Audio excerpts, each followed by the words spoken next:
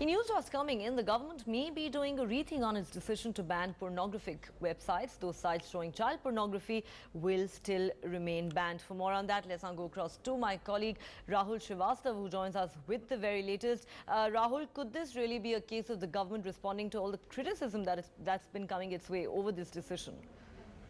Yeah, what we are hearing from Ministries of Telecom and the Information Technology Ministry, Minister Mr. Ravi Shankar Prasad held a meeting today, which was a long meeting in which all aspects, including the pressure from the courts, was taken into account.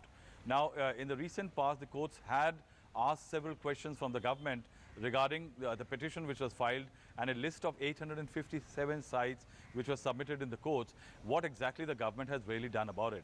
And in that, there was kind of a knee-jerk reaction in which there were several sites which were banned. But now we are hearing that the government has another hearing to face around the 10th of August.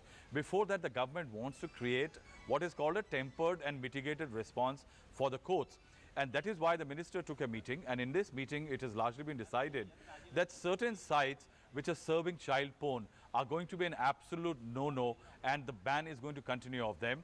Other sites which are serving extreme porn are going to remain banned, and there is going to be no change in their status. They will remain banned, but the government is going to ease as far as the ban on other sites is concerned. So what the government is doing is creating a kind of a categorization, and that categorization which is more suitable in terms of the objections made in the petition, and also perhaps to ensure that the kind of brouhaha or the noise and protest which is being seen outside against the government, that it is blocking the freedom vis-a-vis the internet. And if you realize, even Rahul Gandhi and inside Parliament several voices have come up against it, to erase those kind of criticism, and also to create some kind of visible action for the courts when the hearing is there on the 10th of August. The government is creating category.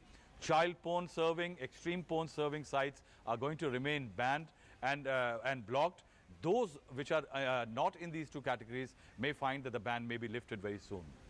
Right, Rahul, thanks very much for joining us with all those details. The government perhaps finally giving in to all the public pressure really that was building up following its decision.